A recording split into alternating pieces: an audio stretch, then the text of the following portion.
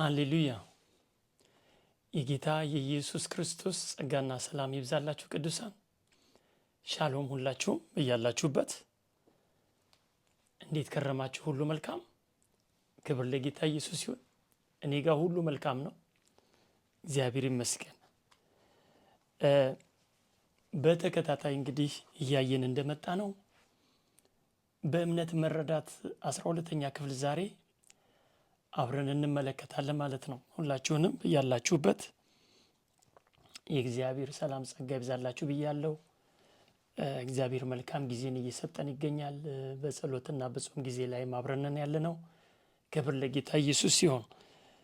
እንግዲህ ስለ እምነት ወገኖቼ ወሳኝ 3 ነገሮች ዛሬ በዛ ላይ ተነስቼ እያየን የመጣነውን ሐሳብ አብረን ቅርጽ እያስያዝን እንሄዳለን ማለት ነው። እግዚአብሔር በቃል ውስጥ ያስተምረናል። ዛሬም 3 ነገሮች ለማስታወስ በዕብራውያን ምዕራፍ 11 ላይ እምነት ተስፋ ስለምናደርገው ነገር የሚያስረግጥ የማናየውንም ነገር የሚያስረዳ ነው ይላል።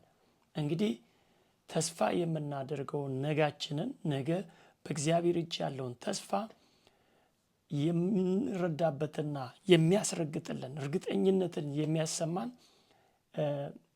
እንድናውቅ የሚያደርገን የሚያስረዳን መረዳት ሚንስ ግልጽ የሆነ መረዳት፣ ግልጽ የሆነ እይታ፣ ግልጽ የሆነ ነገር የሚፈጥርልን ማለት ነው። በውስጣዊ አስተሳሰባችን ውስጥ እምነት የሚባለው ነገር ነው ማለት ነው።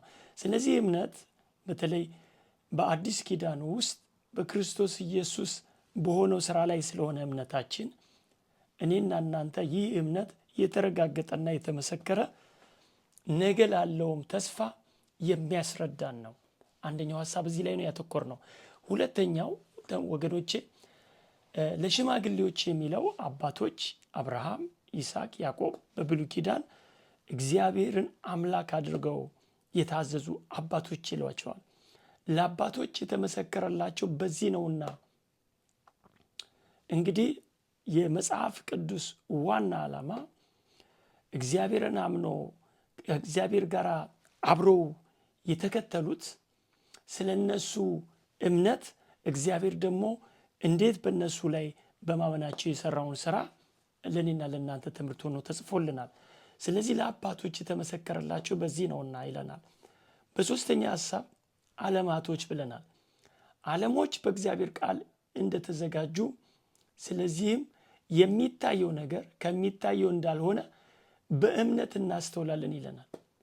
አሁን ተመልከቱ፣ ተስፋችንን በእምነት ያስረግጥልናል፣ የሚያስረዳን ነው ብለናል። ከዛስ አባቶች ያመኑበት መንገድ ነው፣ አባቶች ያመኑት አምላክ ነው የምናመልከው ብለናል በክርስቶስ ኢየሱስ በሆነው ስራ።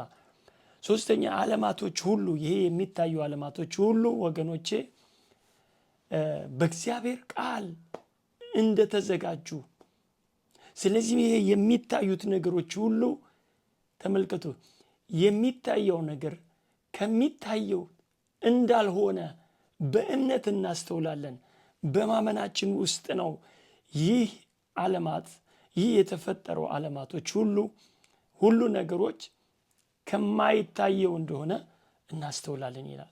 በጣም ነው የሚገርመው። ክብር ለጌታ ኢየሱስ ሲሆን፣ ስለዚህ ዛሬ በተሻለው መስዋዕት ውስጥ የአቤልን ሕይወት እናያለን። አቤል ከቃየል ይልቅ የሚበልጥ መስዋዕት ለእግዚአብሔር በእምነት አቀረበ ይለናል።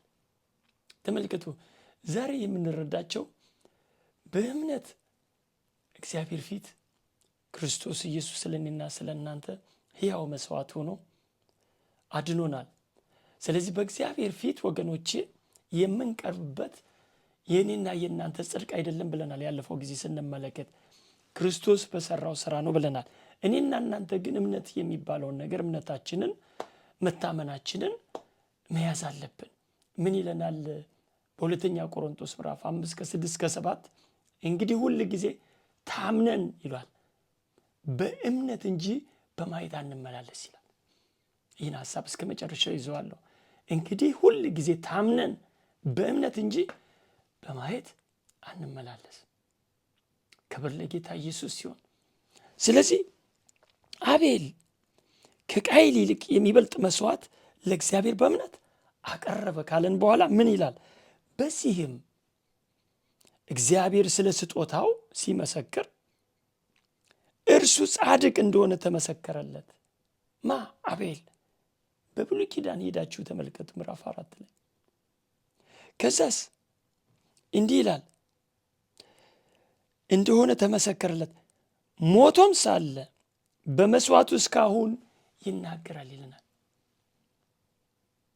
ቁጥር 4 ቁጥር 5 ዘፍጥረት ሄዳችሁ ብታዩ እግዚአብሔር መልካም ነው። ስለ እዚህ ቤተሰብ ስለ አቤልና ስለ ቃየል ሕይወት እንመለከታለን። እንግዲህ አቤል በእግዚአብሔር ፊት ያቀረበው መስዋዕት እግዚአብሔር መስዋዕቱን ተቀብሎ ጻድቅ ነው ይለዋል። በእምነት ነው በእግዚአብሔር ፊት ጠቦትን ያቀረበው ወገኖቼ። ያን ጊዜ ብሉይ ኪዳን ነው። እግዚአብሔር ሲናገር ምን አለ? ሞቶም እንኳን መስዋዕቱ እስካሁን ይናገራል። ለምን?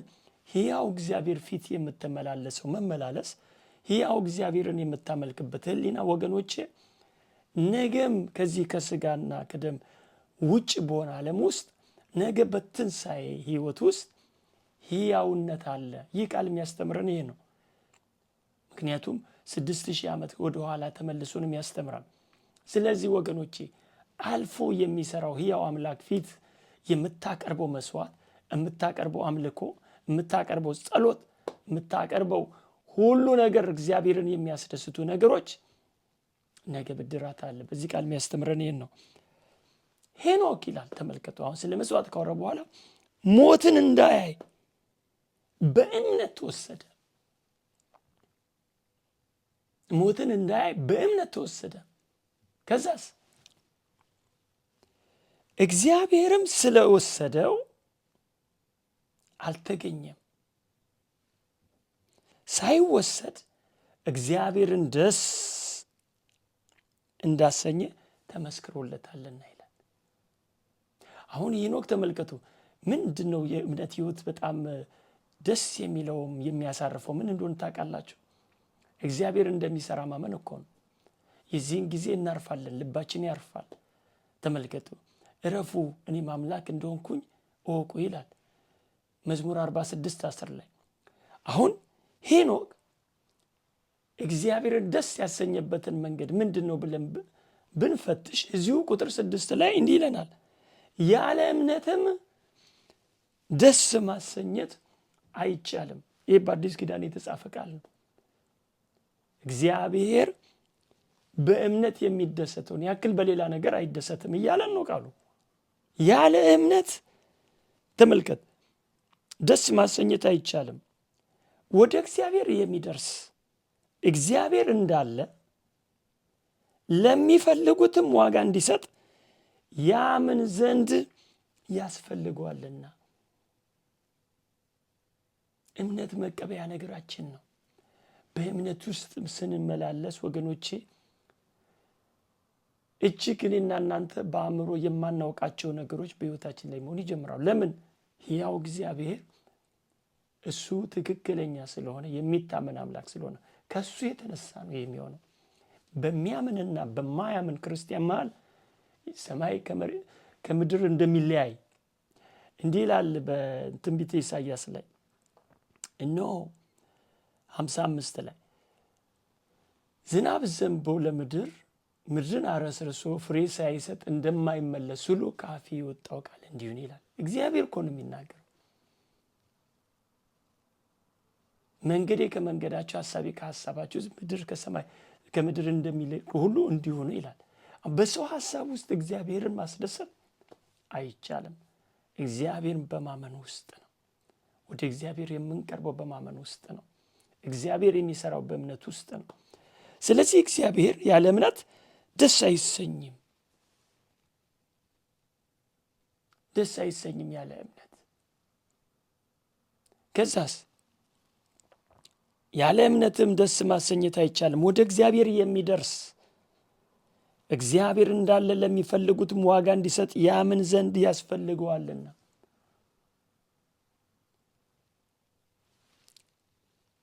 ቁጥር 7 ላይ ተመልከቱ። ኖህ ገና ስለማይታየው አሁን ተመልከቱ። ኖህ ገና ስለማይታየው ነገር ተረድቶ ዓለሞች በእግዚአብሔር ቃል እንደተዘጋጁ ስለዚህም የሚታየው ነገር ከሚታየው እንዳልሆነ በእምነት እናስተውላለን ብለናል። አሁን ኖህ እዚህ ሲረዳ ተመልከቱ ምን አደረገ? ስለማይታየው ነገር ተረዳና ተመልከቱ በእምነት መረዳት ውስጥ ገባ። ለምን? እምነት ተስፋ ስለምናደርገው ነገር የሚያስረግጥ የማናየውንም ነገር የሚያስረዳ በእምነት ውስጥ ነው ያለው ነው። እዚህ ጋር ኖህ ገና ስለማይታየው ነገር ተረድቶ በእምነት ምን አደረገ? እግዚአብሔርን እየፈራ እያከበረ ማለት ነው።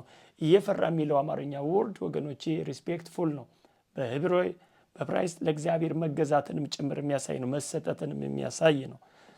ስለዚህ እግዚአብሔርን ከማክበር ልንለው እንችላለን። ስለዚህ እየፈራ ቤተሰቦቹን ለማዳን ከዛስ መርከብን በእምነት አዘጋጀ።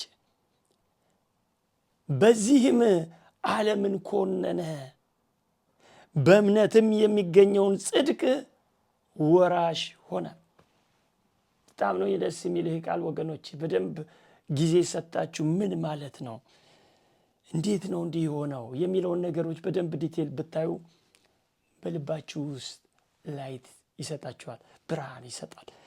እንግዲህ ተመልከቱ ኖህ ስለማይታየው ነገር ተረድቶ፣ በሌላ አባባል አምኖ እርግጠኛ ነገር እንዲህ ይሆናል አለ። ቀጥሎ ያለውን ነገር ተመልከቱ። ዓለምን ኮነነ። በዚህ ዓለም ውስጥ ብንመላለስ ወገኖቼ የራሳችንን ህይወት እንኳን ብናየው ብዙዎቹ ነገሮች የምንደጋግማቸው ናቸው። ኢቭን ስህተቶቻችን እንኳን አዲስ ስህተት በጣም ሬር ነው። ለምንድን ነው እንዲህ የሚሆነው? ስለዚህ ዓለምን ኮነነ። ምንም ጽድቅ ነገር የለም እዚህ ዓለም ውስጥ። አመፅ ነው ያለው፣ ኃጢአት ነው ያለው፣ የወደቀ ዓለም ነው፣ አሰልቺ ነው፣ ደካማ ነገር ነው፣ እረፍት የለውም፣ ሰላም የለውም በዚህ ዓለም ሰው ሲመላለስ። ስለዚህ በእምነቱ ምን አደረገ? እንዲህ አደረገ። በእምነትም የሚገኘውን ጽድቅ። የትኛው ጽድቅ ነው? ክርስቶስ። በትንቢተ ኢሳይያስ ላይ ሄዳችሁ ስታዩ ምዕራፍ 64 ላይ ጽድቃችሁ የመርገም ጨርቅ ነው ይላል። በጣም ነው የሚገርመው። ሰው በራሱ በእግዚአብሔር ፊት በምንም አይነት ጻድቅ ሆኖ ሊቆም አይችልም። ስለዚህ ኖህ በእምነት መርከብን አዘጋጀ፣ በእምነት የሚገኘውን ጽድቅ ወራሽ ሆነ፣ ዓለምን ኮነነ። ይህ ዓለም ምንም ጽድቅ የለውም፣ ክፋት ነው ያለው። ሄዳችሁ ስትመለከቱ ከምዕራፍ 6 ዘፍጥረት እስከ 9 በኖህ ሕይወት ውስጥ የጥፋት ውሃ በዛን ጊዜ እንደመጣ ምድርን እንደመታት ያስተምረናል መጽሐፍ ቅዱስ። ዛሬ ለእኔና ለእናንተ እንግዲህ እምነት ከመስማት ነው፣ መስማትም የእግዚአብሔርን ቃል ነው። በእግዚአብሔር ቃል ውስጥ ነገን ምንድን ነው ተስፋ የምታደርገው? ምንድን ነው ተስፋ የምታደርገው? እምነት ተስፋ ስለምናደርገው ነገር የሚያስረግጥ የማናየውንም ነገር የሚያስረዳ ነው እያለ ነው። ለአባቶች የአብርሃም የይስሐቅ ያዕቆብን አምላክ ስናመልክ መጽሐፍ ቅዱስን ስናመን የተመሰከረላቸው በዚህ እምነት ነው። ይሄኛው እምነት ብቻ ነው የሚያካሂደው። ይሄኛው መንገድ ጌታ ኢየሱስ ስለ መንገድ ሲናገር ልባችሁ አይጨነቅ፣ ዮሐንስ ወንጌል ምዕራፍ 14 ላይ ልባችሁ አይጨነቅ። የልብ ጭንቀት ካለማመን የሚመጣ ነገር ነው ወገኖች፣ ካለማመን የሚመጣ ነው የልብ ጭንቀት። ምክንያቱም በራሳችን አንዳች ልናደርግ እንደማንችል ምዕራፍ 15 ላይ ዮሐንስ ወንጌል ላይ ይነግረናል ጌታ ኢየሱስ። ስለዚህ አማኝ የሚያምን ሰው ልቡ እንዳይታወቅ፣ መታወክ ሚንስ መረበሽ ማለት ነው። በሌላ አባባል ለአንድ ነገር መፍትሄ ሲያጣ ሰው በዚህ አይነት ስሜት ውስጥ ነው የሚገኘው። ስለዚህ ልብ መታወክ፣ የልብ መጨነቅ ይለዋል መደበኛው ትርጉም ላይ። በእግዚአብሔር እመኑ ይላል። ለማረፍ በእግዚአብሔር ማመን። እንግዲህ በእኔም ደግሞ መኑ አለ ጌታ ኢየሱስ። እኔና እናንተ ጌታ ኢየሱስን በማመን ነው ካሉብን ችግሮች ወጣ ነው ወገኖቼ። ከዚህ ዓለም ከመጥፎ ነገሮች ሁሉ እየጠበቀን ኢየሱስን በማመናችን ነው። በራሳችን ጉልበትና ኃይል አይደለም። እኔ በእናንተ ፊት የመጣሁት በራሴ አንዳች አይደለም። ኢየሱስ የረዳኝ ሰው ነኝ። ምሕረቱን አይቻለሁ፣ ፍቅሩን አይቻለሁ፣ ቸርነቱን አይቻለሁ። ስለዚህ ልቤ በታወከ ጊዜ በኢየሱስ አመንኩ። ኢየሱስ ረፍት ሆነኝ። ቀጥሎ እንዲህ ይላል፣ በአባቴ ቤት ተመልከቱ ተስፋውን፣ ተመልከቱ ተስፋውን። በአባቴ ቤት ብዙ መኖሪያ አለ። እንዲህስ ባይሆን ባልኋችሁ ነበር። ስፍራ አዘጋጅላችሁ ዘንድ እሄዳለሁና፣ ሄጄም ስፍራ ባዘጋጀሁላችሁ እኔ ባለሁበት እናንተ ደግሞ እንድትሆኑ ሁለተኛ እመጣለሁ፣ ወደ እኔም ወስዳችኋለሁ፣ ወደሚሄድበትም ታውቃላችሁ፣ መንገዱንም ታውቃላችሁ። ቶማስ የሚባለው መጣና ጌታ ሆይ ወደምትሄድበት አናውቅም፣ እንዴትስ መንገዱን እናውቃለን አለው። ኢየሱስም እኔ አለ፣ ኢየሱስ እኔ አለ፣ መንገድና እውነት ሕይወትም ነኝ፣ በእኔ በቀር ወደ አብ የሚመጣ የለም። ኢየሱስን ስናምን በመንገዱ ላይ ነን። ኢየሱስን ስናምን እውነት ውስጥ ነን። ኢየሱስን ስናምን ሕይወት ውስጥ ነን። ወገኖች እንግዲህ ሁል ጊዜ ታምነን በእምነት እንጂ በማየት አንመላለስምና 2 ቆሮንቶስ 5:6-7 ጌታ ኢየሱስ ዘመናችሁን ይባርክ። የዚህን የመጨረሻ ክፍል ወገኖች የሚቀጥለው ሳምንት ይዤ እመጣለሁ። እስከዛው ጌታ ኢየሱስ ዘመናችሁን ይባርክልኝ። ለበረከት ሁኑ። ይህ የግል ዩቲዩብ ቻናል ሰብስክራይብ እያደረጋችሁ ቤተሰብ ሁኑ። ለወዳጅ ዘመድም ሼር አድርጉ። የእግዚአብሔር ቃል መስማት የእምነትን ኃይል እንድንለብስ ያደርገናል። የእግዚአብሔር ቃል እውነት ነው፣ የሚሰራውም ነው። በሕይወታችሁ ላይ ፍሬያማ ያደርጋችሁ። ብሩካን ናችሁ። ሻሎም